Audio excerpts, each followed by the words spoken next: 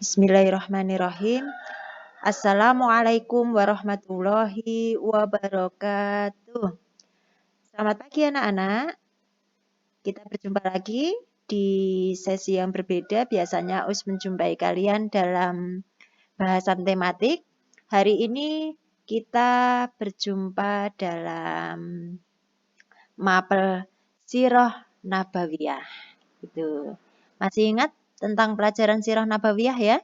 Iya, di kelas 2 kemarin selama 1 tahun kalian sudah mendapatkan Sirah Nabawiyah dan banyak sekali muatan-muatan yang sudah kalian dapatkan. Oke, hari ini kita belum melanjutkan materi lebih dalam, hanya saja kita review materi dulu, mengingat-ingat kembali tentang apa-apa yang sudah kita pelajari dan mencoba memvisualisasi, jadi menggambarkan dalam bentuk peta yang biasanya sering sekali kalian tanyakan ya. Mekah itu di mana toh Us? Suku ini benar-benar ada apa enggak toh Us? Kalau perjalanan dagang itu kemana toh? Biar bisa kalian bayangkan sedikit, kita nanti akan review bersama di sini sambil mengingat-ingat kembali. Oke. Tapi sebelum dilanjutkan, mari kita membaca doa belajar bersama-sama diawali dengan ta'awud. A'udzu billahi minasyaitonir rajim. Bismillahirrahmanirrahim. Raditu billahi rabba wa bil islami dina wa bin Muhammadin nabiyyan wa rasulah. Rabbi zidni ilma warzuqni fahma. Amin. Ya. Mudah-mudahan dengan membaca doa sebelum belajar itu nanti, kita akan dimudahkan dalam menerima pelajaran, juga akan didekatkan dengan ridha Allah, selalu mendapatkan ridha Allah, sehingga amalan-amalan dari pelajaran ini nanti bisa kita serap dan tunaikan di dunia. Oke? Kita lanjut, review materi kali ini. Ya. Nah, ini ada peta ini. Ini adalah peta Asia. Asia map gitu. Kalau Ustadz Theo dalam bahasa Inggrisnya, kalau tidak salah ya, membaca ini dibaca map, peta Asia. Jadi inilah yang termasuk dalam benua Asia. Ada Indonesia, Malaysia, dan seterusnya, dan seterusnya. Gitu ya. Nah, di sana ada Arab Saudi. Di Arab Saudi inilah kota Mekah berada. Kota Mekah itulah tempat lahirnya siapa? Rasulullah Muhammad Sallallahu Alaihi Wasallam. Di sini jugalah tempat umat Islam yang harusnya tahun ini itu sedang melaksanakan ibadah haji di sana. Ya, karena ini sudah memasuki hari raya Idul Kurban bulan-bulan ini, maka biasanya 1 bulan sebelumnya itu umat Islam sudah berbondong-bondong di sini. Tapi qadarullah virus COVID-19 ternyata merampas beberapa kebebasan beribadah umat manusia. Ini ujian sekaligus nikmat yang bisa kita syukuri. Ya. Ujian untuk para umat yang ingin melaksanakan ibadah tidak bisa sebebas kemarin-kemarin, ke masjid aja harus sangat hati-hati sekarang. Kemudian ibadah haji juga ditiadakan untuk tahun ini. Gitu. Tetapi tetap ada nikmat di sana karena kita bisa berkumpul dengan keluarga di rumah, saling bercengkrama, semakin akrab satu dengan yang lain. Oke. Ya. Dulu pernah ada yang menanyakan, kalau kita itu mau naik haji itu kemana tuh? Ini, kita itu kan berada di sini. Berada di Indonesia. Lebih tepatnya di sini, di Jawa Tengah ini. Lebih tepat lagi di pojok paling selatan ini Wonogiri. Gitu ya. Kalau di sana itu sudah Jawa Timur, kalau di sana itu sudah Jawa Tengah. Semakin ke sana Jawa Barat, Jawa Barat kemudian Jakarta. Kalau Pulau Bali ada di sini. Nyebrang laut kecil gitu ya. Oke.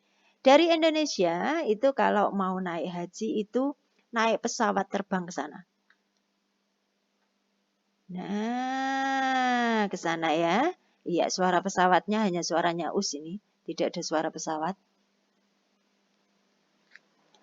Ya, dulu pernah us ceritakan bahwa ada seseorang dari Indonesia, tepatnya itu dari Pekalongan, masih Jawa Tengah juga, itu naik haji dengan jalan kaki.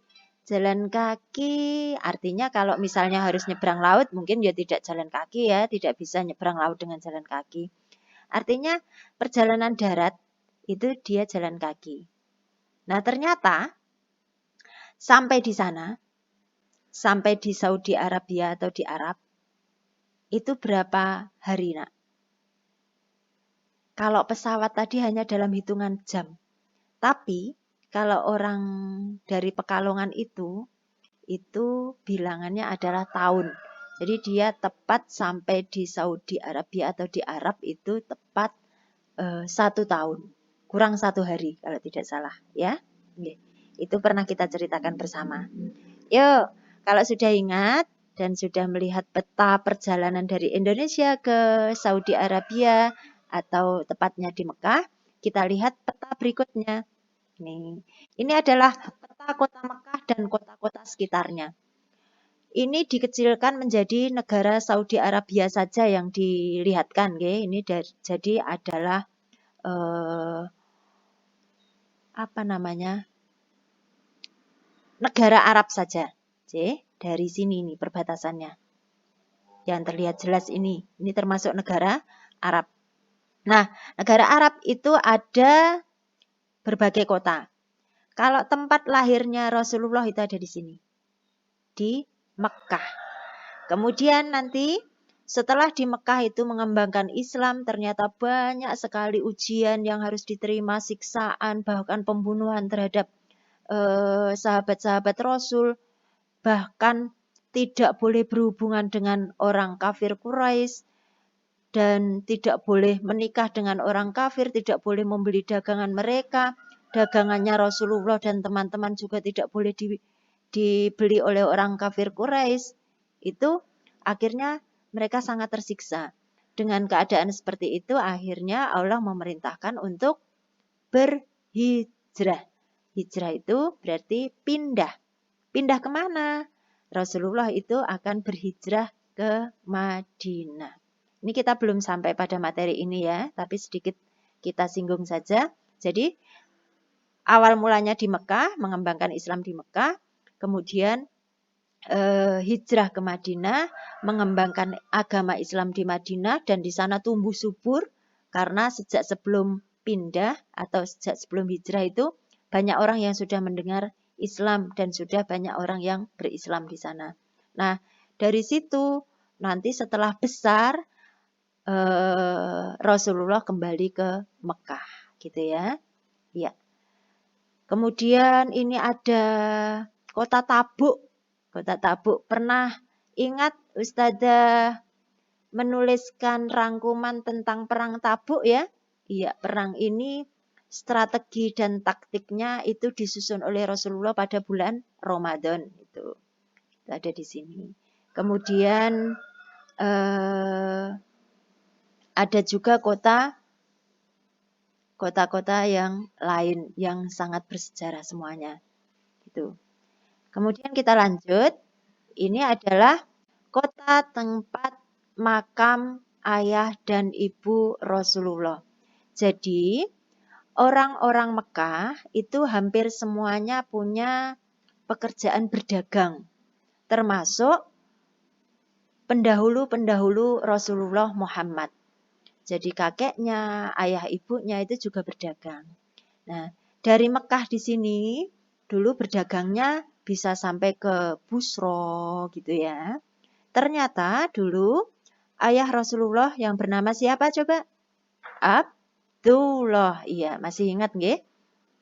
Abdullah itu ketika perjalanan pulang menuju ke Mekah, beliaunya sakit.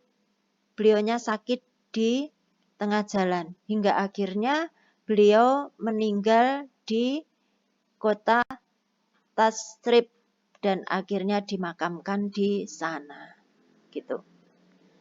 Jadi jauh dari kota Mekah. Jaraknya di sini coba kita lihat. Kota Mekah ke kota Yastrib itu 430 km. Jadi jauh sekali dari Mekah. Makanya mungkin kalian berpikir, loh Us, sakit di jalan kenapa kok tidak dibawa pulang kemudian dimakamkan di Mekah saja? Jauh sekali nak. Dari kota Yastrib ke kota Mekah itu jaraknya 430 km.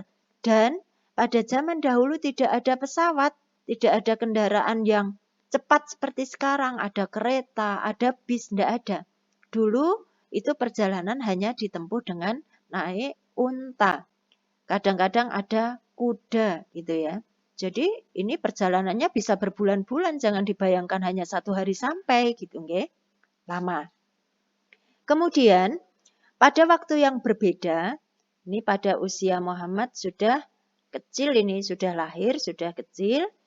Siti Aminah, yaitu bunda dari Rasulullah Muhammad SAW, itu ketika melakukan perjalanan perdagangan, beliau juga mengalami sakit sebelum mencapai Mekah, sebelum sampai ke rumah. Ini kotanya di kota Al-Abwa. Ya. Jadi beliaunya sakit, kemudian akhirnya meninggal dan dimakamkan di kota Al-Abwa. Jaraknya lebih dekat dengan kota Mekah, hanya sekitar 210 km. Tetapi itu pun tidak bisa kemudian ditempuh ke Mekah untuk dimakamkan di Mekah. Akhirnya diputuskan dimakamkan di Al-Abwa. Kalian bisa bayangkan kalau kita berjalan dari Wonogiri naik bis, naik apapun ya, jarak dari Wonogiri ke Solo itu sekitar 60 kilo. Nah ini 210 kilo. Berarti berapa kali saja perjalanan yang berlipat-lipat antara Mekah dan Al-Abwa dibandingkan dengan Wonogiri Solo. Seperti itu nggih anak-anak nggih. Kalau Abdullah itu meninggalnya kapan nak? Iya, meninggalnya sebelum Rasulullah lahir. Ya. Jadi Rasulullah itu lahir dalam keadaan yatim, sudah tidak mempunyai ayah. Masih ingat kan ceritanya? Masih, alhamdulillah. Ya kita lanjut yuk. Nah, ini Muhammad kecil itu dulu diasuh oleh pamannya. Setelah ibunya meninggal, diasuh oleh pamannya yang bernama Abu Thalib. Kemudian pada usia yang masih kecil, saat itu 12 tahun, dibuka-buka lagi sirahnya ya, bukunya jangan kemudian dikerdusi, dibaca-baca lagi. Itu Rasulullah diajak berdagang oleh pamannya. Kenapa kok diajak berdagang? Karena pamannya ini sangat sayang sama Muhammad sehingga beliaunya tidak tega untuk meninggalkan Muhammad sendirian. Karena kalau pergi berdagang itu pasti berbulan-bulan. Paling cepat itu pulang pergi itu 3 bulan. Gitu ya. Nah, karena Abu Thalib itu sangat sayang sama Muhammad, maka dia tidak mau meninggalkan Muhammad. Dengan berat hati, dia mengajak Muhammad kecil untuk berdagang. Nah, disitulah ada cerita tentang pertemuan dengan siapa? Ayo. Dengan Bahiro, ya dengan Bahiro. Kemudian di sana dikatakan bahwa ada awan yang menaungi Rasulullah dan sebagainya. Itu di sana perjalanan-perjalanan itu ditempuh oleh Muhammad kecil bersama Abu Thalib. Ini perjalanan perdagangannya.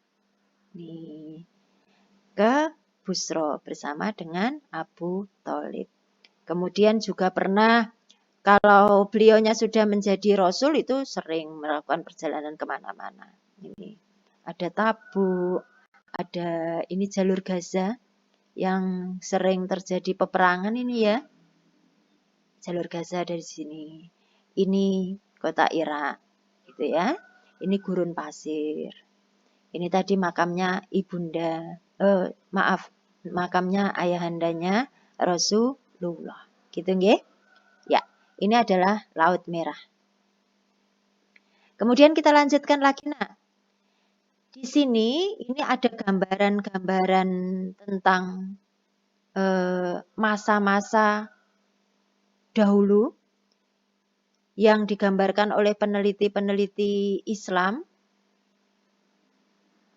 Gambarannya memang bukan keadaan yang 100% sebenarnya pada saat itu, karena pada saat itu belum ada satelit, belum ada kamera, belum ada HP, dan seterusnya ya. Jadi ini adalah gambaran yang disusun dari berbagai cerita yang digali dari umat-umat yang sekarang, menceritakan tentang sejarah-sejarah orang-orang dahulu, dan akhirnya didapatkan seperti ini pemetaannya. Ini adalah keluarga Rasulullah dan sahabat.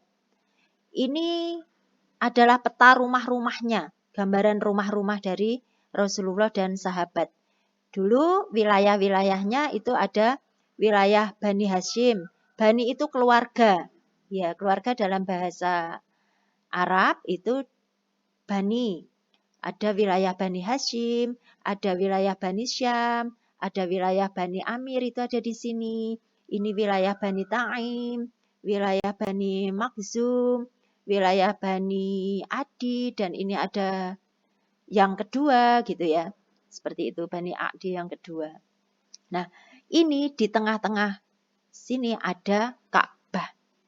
Loh, ini kok ada item-itemnya apa?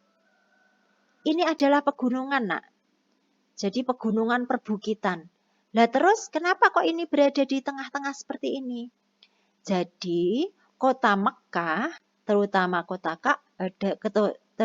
Ka'bah itu berada di lembah, berada di dataran rendah di antara gunung-gunung. Makanya kalian pernah ingat cerita bahwa Ka'bah itu pernah banjir, ya toh? Ustazah pernah cerita Ka'bah itu pernah kebanjiran hingga akhirnya bangunannya rusak. Di sana termasuk Hajar Aswadnya menjadi rusak dan akhirnya harus dipasang ulang. Dipasang ulang seperti itu. Itu waktu itu Rasulullah belum menjadi nabi tetapi sudah menginjak remaja dan sudah mendapatkan gelar Al-Amin, dipercaya. Gitu nggih? Nah, Bani Hashim itu adalah keluarga dari keturunan Rasul. Jadi ini kakeknya Rasulullah. Kalau Bani Taim itu adalah keluarga dari sahabat Rasul yang bernama Abu Bakar. Jadi Abu Bakar itu berasal dari sini. Berarti jauh jaraknya dari keluarganya Nabi Muhammad dan keluarganya Abu Bakar. Iya, jauh-jauh. Dan ini ditempuh dengan perjalanan naik unta maupun jalan kaki gitu. Kemudian ada Bani Adi, itu adalah asalnya keluarga Umar bin Khattab. Kalau Abu Bakar tadi di sini ya, Bani Taim. Kalau Bani Adi itu adalah Umar bin Khattab. Gitu. Kemudian ada Bani Syams. Bani Syams itu siapa? Bani Syams itu adalah kakaknya dari Bani Hashim. Jadi kakeknya Rasulullah itu punya kakak dan ini keluarganya hidup di sini. Gitu ya. Di sana juga lahir tokoh-tokoh yang kemudian nanti mendukung keluarga Rasulullah dalam menyebarkan agama Islam. Di antaranya adalah Abu Al-Os yang kalian sudah kenal ceritanya. Oke, itu anak-anak gambaran singkat dengan keluarga Rasulullah dan perjalanan-perjalanan beliau yang diungkapkan dalam sebuah peta. Mudah-mudahan bisa mengingatkan kembali kepada kalian tentang apa yang kemarin kita sudah pelajari dan apa yang akan kita lanjutkan nantinya. Oke?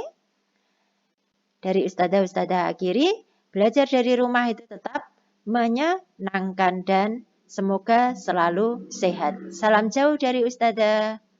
Billahi taufik wal hidayah, waridha wa inayah. Wassalamualaikum warahmatullahi wabarakatuh.